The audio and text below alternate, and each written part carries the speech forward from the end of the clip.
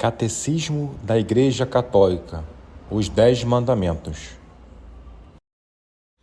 O 5º Mandamento: Não matarás. Livro do Êxodo, capítulo 20, versículo 13. Ouvistes o que foi dito aos antigos: não cometerás homicídio. Quem cometer homicídio deverá responder no tribunal. Ora, eu vos digo, todo aquele que tratar seu irmão com raiva deverá responder no tribunal.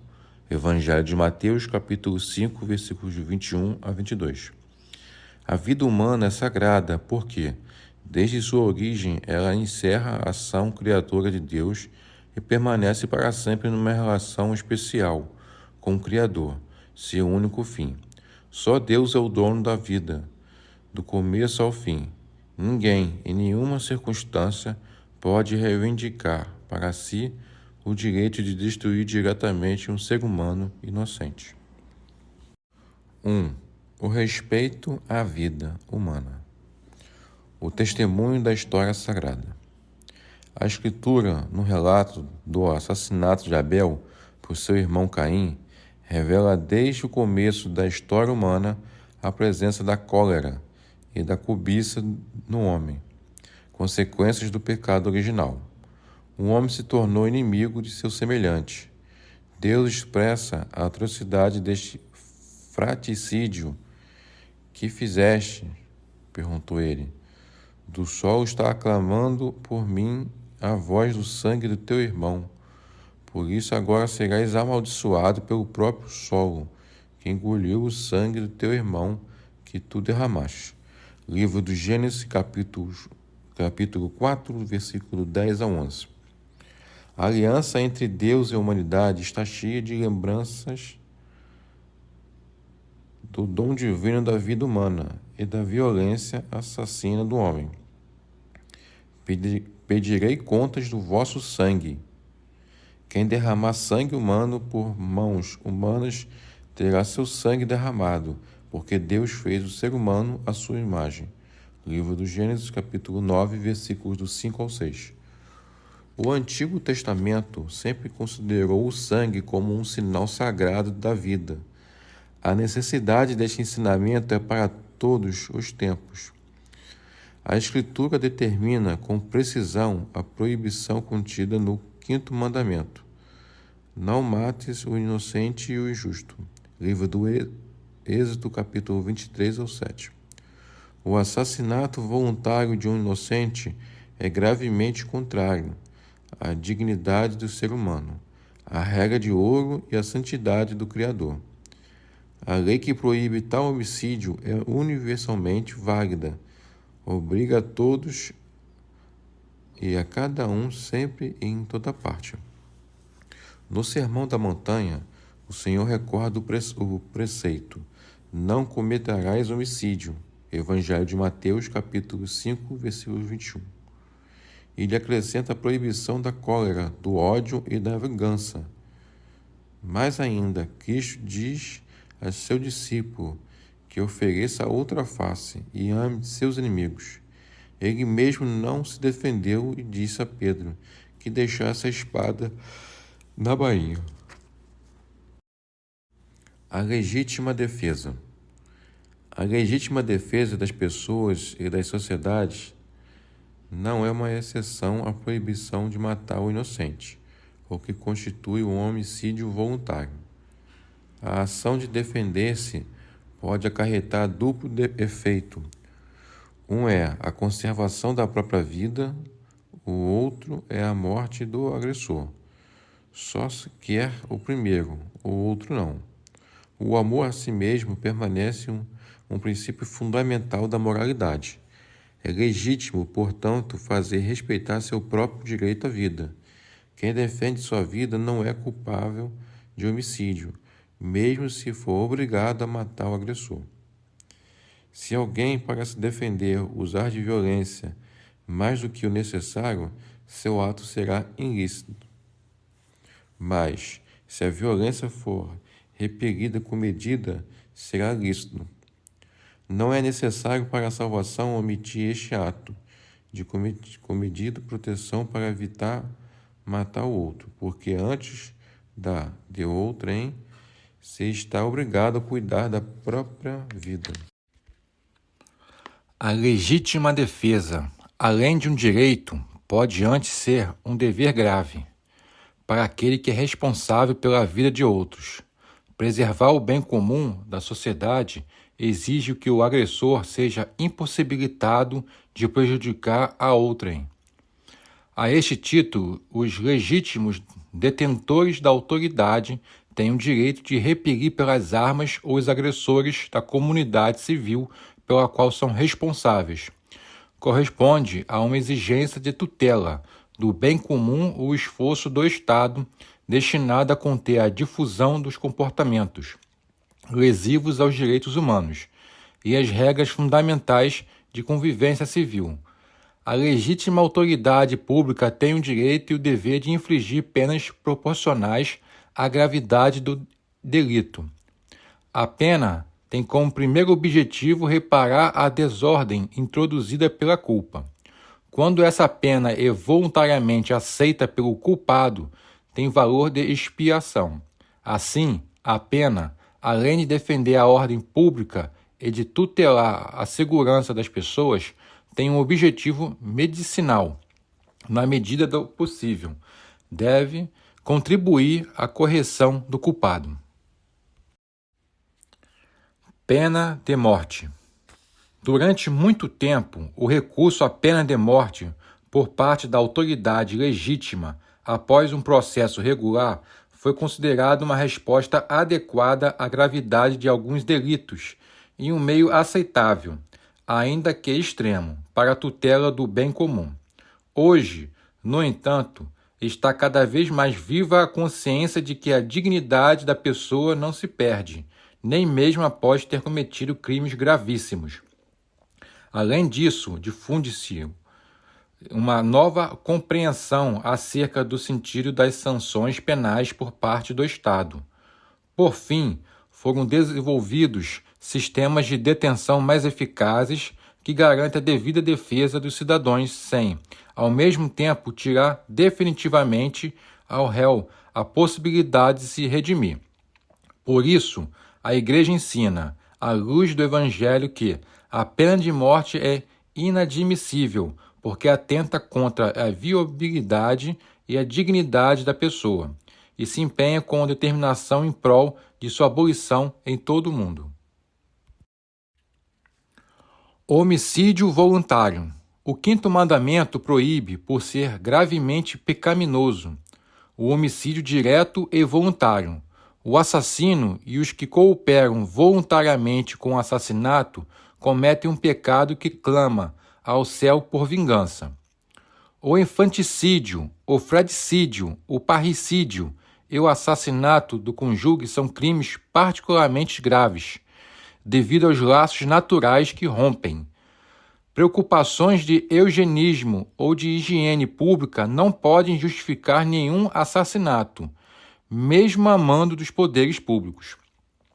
O quinto mandamento proíbe que se faça algo com a intenção de provocar indiretamente a morte de uma pessoa. A lei moral proíbe expor alguém a um risco mortal sem razão grave, bem como recusar ajuda a uma pessoa em perigo.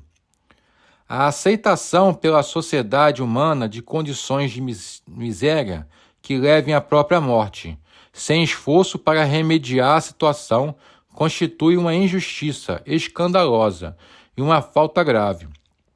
Todo aquele que, em seus negócios, se der às práticas usuárias e mercantis que provoquem a fome e a morte de seus irmãos, homens, comete indiretamente um homicídio, que é imputável.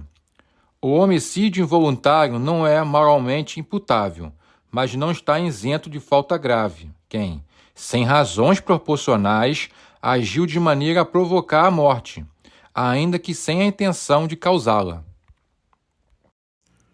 O aborto. A vida humana deve ser respeitada e protegida de maneira absoluta, a partir do momento da concepção, desde o primeiro momento de sua existência. O ser humano deve ser reconhecidos os seus direitos de pessoa, entre os quais o direito inviolável de todo ser inocente à vida. Antes de formar-te no seio de tua mãe, eu já te conhecia. Antes de saíres do ventre, eu te consagrei. Livro de Jeremias, capítulo 1, versículo 5. Não te eram ocultos os meus sócios, quando eu estava sendo formado em segredo, e era tecido nas profundezas da terra. Salmo 139, versículo 15. Desde o século I, a Igreja afirmou a maldade moral de todo aborto provocado. Este ensinamento não mudou, continua invariável.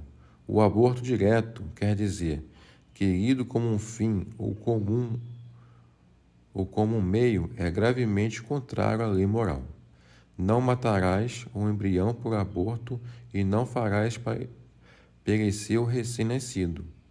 Deus, Senhor da vida, confiou aos homens a nobre missão de preservar a vida, missão que deve ser exercida de maneira digna pelo homem. Por isso a vida deve ser protegida com o máximo cuidado desde a concepção. O aborto e o infanticídio são crimes hediondos. A cooperação formal para um aborto constitui falta grave. A Igreja sanciona com a pena canônica de excomunhão este delito contra a vida humana. Quem provoca aborto, seguindo-se o efeito, incorre pelo próprio fato de cometer o delito, nas condições previstas pelo direito. Com isso, a Igreja não quer restringir o campo da misericórdia. Manifesta, sim, a gravidade do crime cometido, o prejuízo irreparável causado ao inocente morto, e a seus pais e a toda a sociedade. O inalienável direito à vida de todo indivíduo humano inocente é um elemento constitutivo da sociedade civil e de sua legislação. Os direitos inalienáveis da pessoa devem ser reconhecidos e respeitados pela sociedade civil e pela autoridade política. Os direitos do homem não dependem nem dos indivíduos nem dos pais, e também não representam uma concessão da sociedade e do Estado. Eles pertencem à natureza humana e são inerentes às pessoas em razão do ato criador do qual esta se origina. A este propósito, entre estes direitos fundamentais, é preciso recordar direito à vida e à integridade física de todo ser humano, desde a concepção até a morte. No momento que uma lei positiva priva uma categoria de seres humanos da proteção que a legislação civil lhes deve dar, o Estado nega a igualdade de todos perante a lei. Quando o Estado não coloca sua força a serviço dos direitos de todos os cidadãos, particularmente dos mais fracos, os próprios fundamentos de um Estado de direito estão ameaçados, como consequência do respeito e da proteção que devem ser garantidos ao nascituro. Desde o momento de sua concepção, a lei deverá prever sanções penais apropriadas para toda violação deliberada de seus direitos. Visto que o embrião deve ser tratado como uma pessoa desde a concepção, ele deverá ser defendido em sua integridade, cuidado e curado, na medida do possível, como qualquer outro ser humano. O diagnóstico pré-natal é moralmente lícito, se respeitar a vida e a integridade do embrião e do feto humano, e se está orientado para sua salvaguarda ou sua cura individual. Está gravemente em posição com a lei moral quando prevê, em função dos resultados. A eventualidade de provocar um aborto, um diagnóstico não deve ser o equivalente de uma sentença de morte. Devem ser consideradas lícitas as intervenções sobre o embrião humano, quando respeitam a vida e a integridade do embrião e não acarretam para ela riscos desproporcionados, mas visam a sua cura, a melhora de suas condições de saúde ou a sua sobrevivência individual. É imoral produzir embriões humanos destinados a serem explorados como material biológico disponível. Certas tentativas de intervenção sobre o patrimônio cromossômico ou genético não são terapêuticos, mas tendem à produção de seres humanos selecionados segundo o sexo ou outras qualidades pré-estabelecidas. Essas manipulações são contrárias à dignidade pessoal do ser humano e à sua integridade e à sua identidade, única e irrepetível. A eutanásia. Aqueles cuja vida está diminuída ou enfraquecida necessitam de especial respeito. As pessoas doentes ou deficientes devem ser amparadas para levarem uma vida tão normal quanto possível. Sejam quais forem os motivos e os meios, a eutanásia direta consiste em pôr fim à vida de pessoas deficientes, doentes ou moribundas. Ela é moralmente inadmissível. Assim, uma ação ou uma omissão que, em si ou na intenção, gera morte, a fim de suprir a dor, constitui um assassinato gravemente contrário à dignidade da pessoa humana, ao respeito pelo Deus vivo, seu Criador. O erro do juízo, no qual se pode ter caído de boa fé, não muda a natureza deste ato assassino, que sempre deve ser condenado e excluído. A interrupção de procedimentos médicos onerosos, perigosos, extraordinários ou de desproporcionais aos resultados esperados pode ser legítima. É a rejeição da obstinação terapêutica. Não se quer dessa maneira provocar a morte. Aceita-se não poder impedi-la.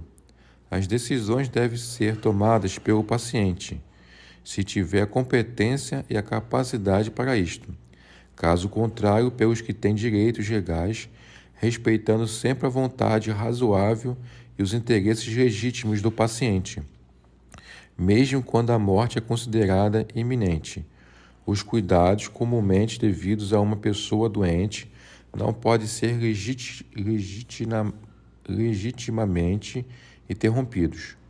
O emprego de analgésicos para aliviar os sofrimentos moribundos, ainda com o risco de abreviar os seus dias, pode ser moralmente conforme à dignidade humana. Se a morte não é desejada, nem como fim, nem como meio, mas somente prevista e tolerada como inevitável, os cuidados paliativos constituem uma forma privilegiada de caridade desinteressada. Por esta razão, devem ser encorajados. O suicídio. Cada um é responsável por sua vida diante de Deus, que lhe deu e que dela é sempre o único e soberano Senhor. Devemos receber a vida com reconhecimento e preservá-la na hora dele e salvação de nossas almas.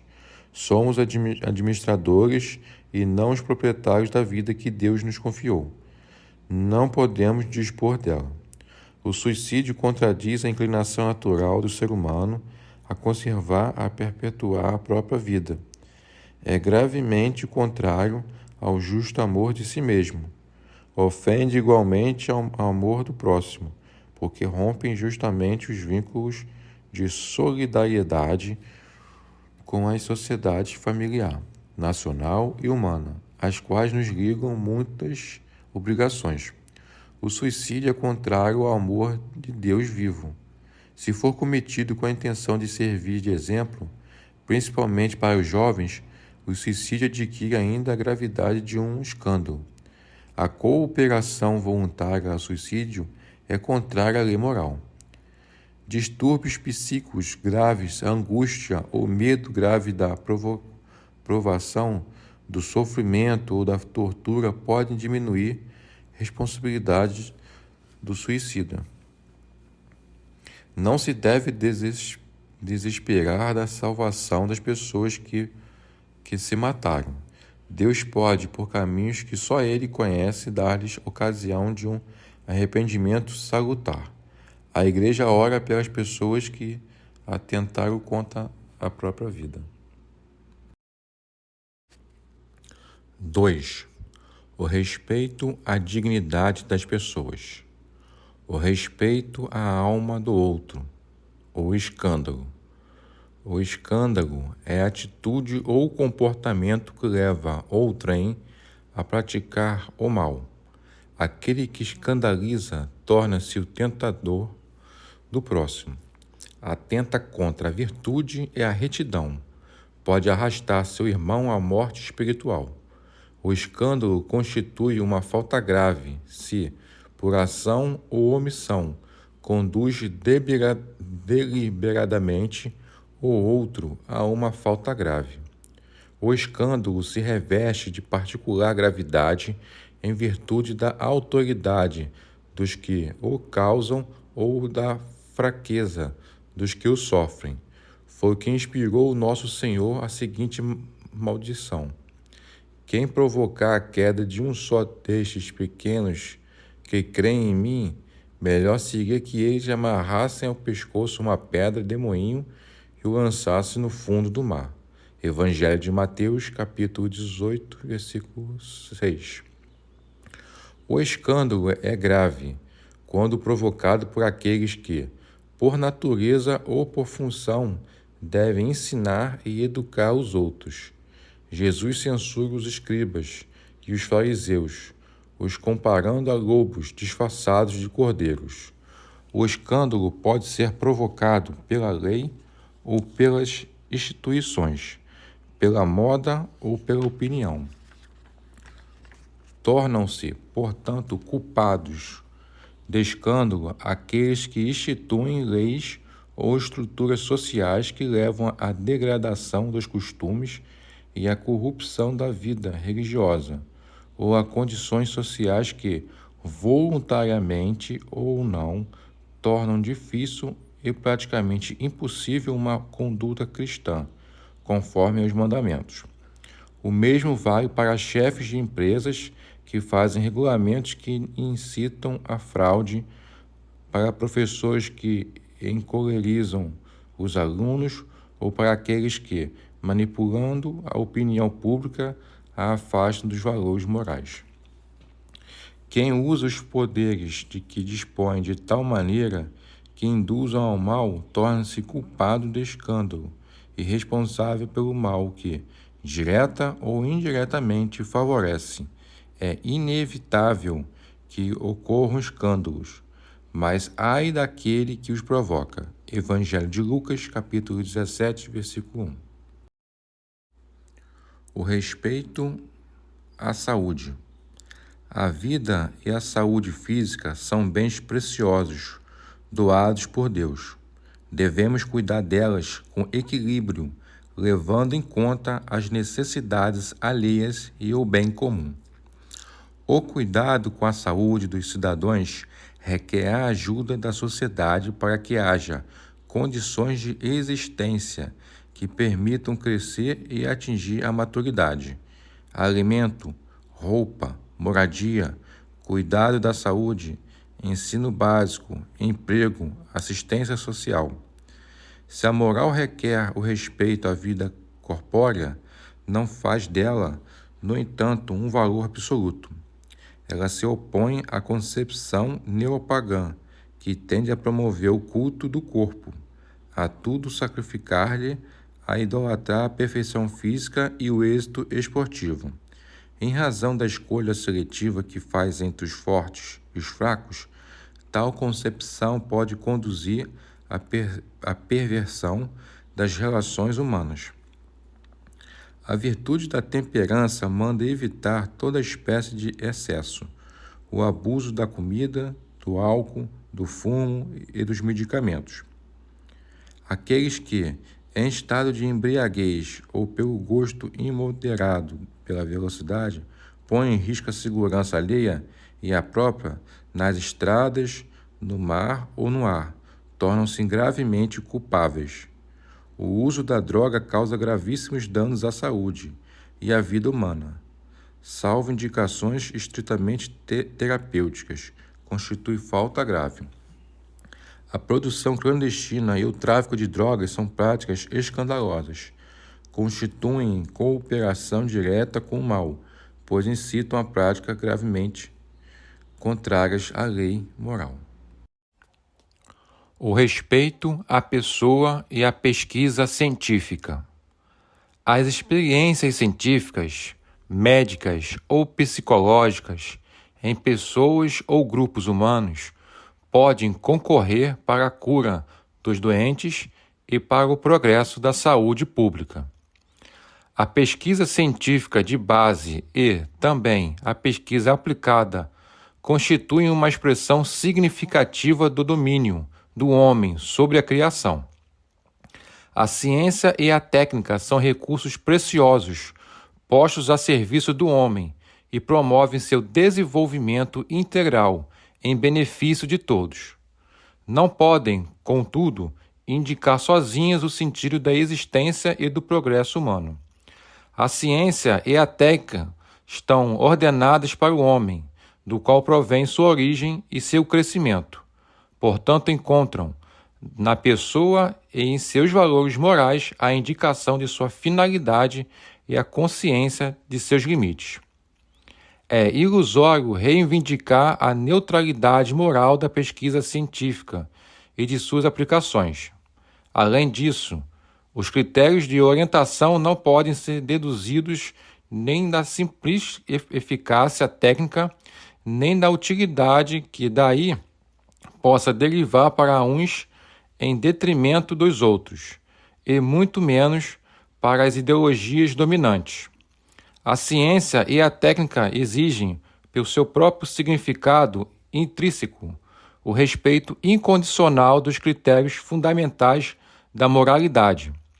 Devem estar a serviço da pessoa humana, de seus direitos inalienáveis, de seu bem verdadeiro e integral, de acordo com o projeto e a vontade de Deus. Pesquisas ou experiências no ser humano não podem legitimar atos em si mesmos contrários à dignidade das pessoas e à lei moral. O consentimento eventual dos sujeitos não justifica tais atos. A experiência em seres humanos não é moralmente legítima se fizer a vida ou a integridade física. A psique do sujeito corre riscos desproporcionais ou evitáveis. A experiência em seres humanos não atende aos requisitos da dignidade da pessoa, se ocorrer sem o consentimento explícito do sujeito ou de seus representantes legais. O transplante de órgãos é, conforme a lei moral, se os riscos e os danos físicos e psíquicos a que se expõe ao doador são proporcionais ao bem que se busca para o destinatário. A doação de órgãos após a morte é um ato nobre e meritório e merece ser encorajado como manifestação de generosa solidariedade. O transplante de órgãos não é moralmente aceitável se o doador ou seus representantes legais não tiverem dado seu expresso consentimento para tal. Além disso, é moralmente inadmissível provocar diretamente mutilação que venha tornar alguém inválido ou provocar diretamente a morte, mesmo que seja para retardar a morte de outras pessoas. O respeito à integridade corporal. Os sequestros e a tomada de reféns fazem reinar o terror e, pela ameaça, exercem pressões intoleráveis sobre as vítimas. São moralmente ilegítimos. O terrorismo ameaça, fere e mata, sem discriminação. Isso é, gravemente contrário à justiça e à caridade. A tortura, a qual serve da violência física ou moral para arrancar confissões, castigar culpados, amedrontar opositores, satisfazer o ódio,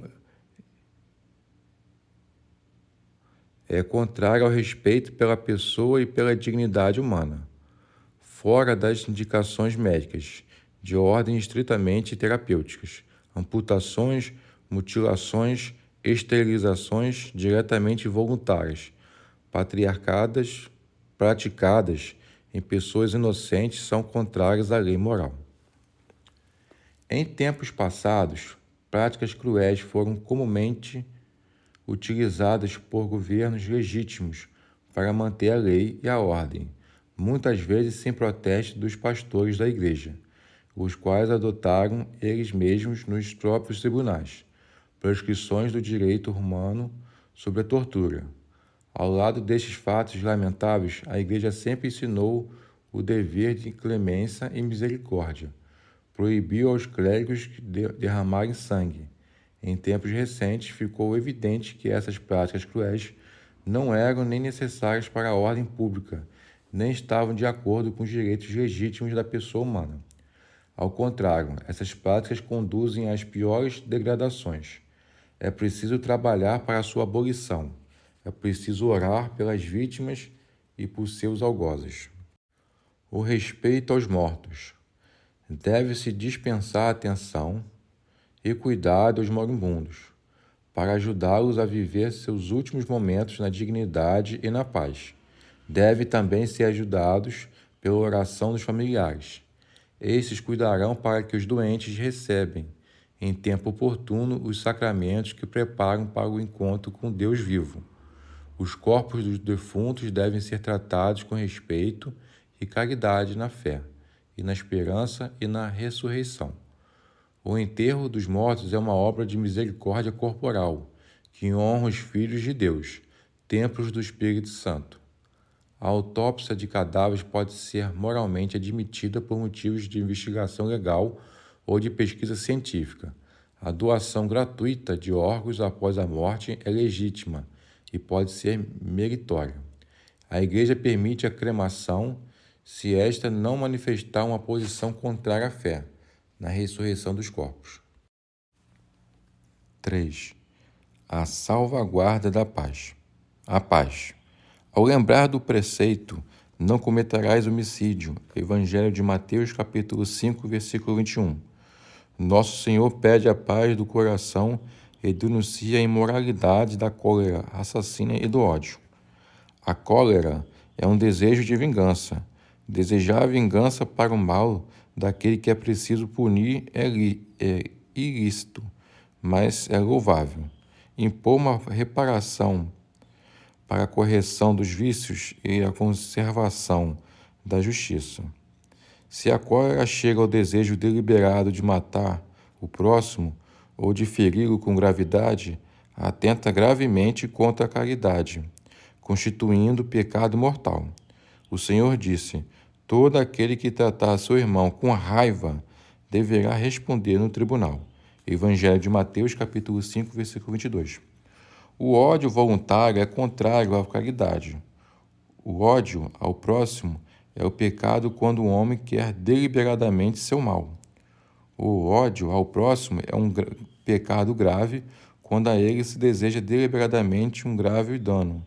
Ora, eu vos digo, amai vossos inimigos e orai por aqueles que vos perseguem.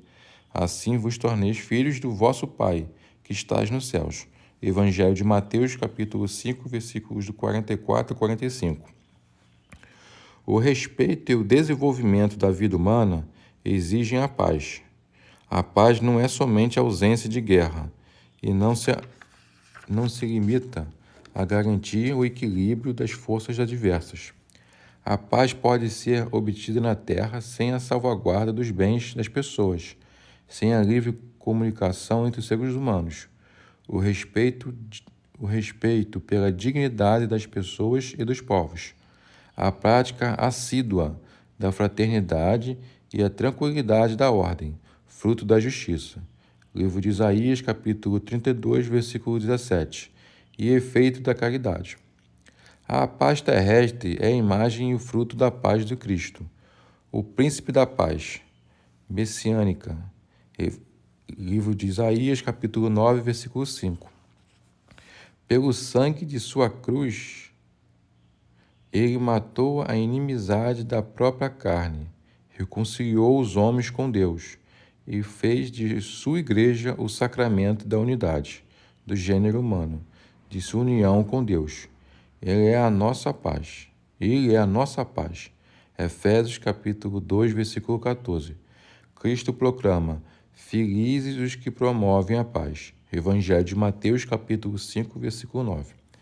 Aqueles que renunciam à ação violenta e, para proteger os direitos do homem, recorrem a meios de defesa ao alcance dos mais fracos, testemunham a caridade evangélica, contanto que isso seja feito sem lesar os direitos e as obrigações dos outros homens e das sociedades.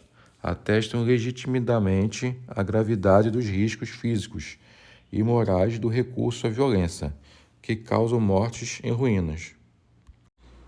Evitar a guerra. O quinto mandamento proíbe a destruição voluntária da vida humana, por causa dos males e das injustiças que toda guerra acarreta. A Igreja exorta cada um a orar e a agir para que a bondade divina nos livre da antiga escravidão da guerra. Cada cidadão e cada governante deve agir de modo a evitar as guerras.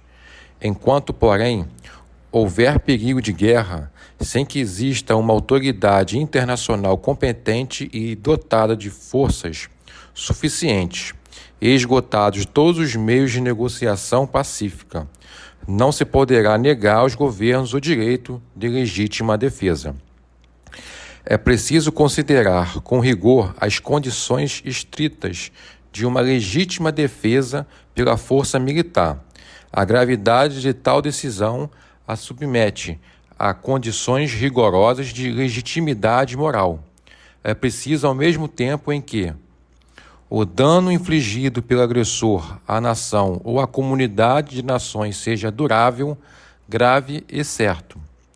Todos os outros meios de pôr fim a tal dano se tenham revelado impraticáveis ou ineficazes. Estejam reunidas as condições sérias de êxito. O emprego das armas não acarrete males e desordens mais graves do que o mal a eliminar.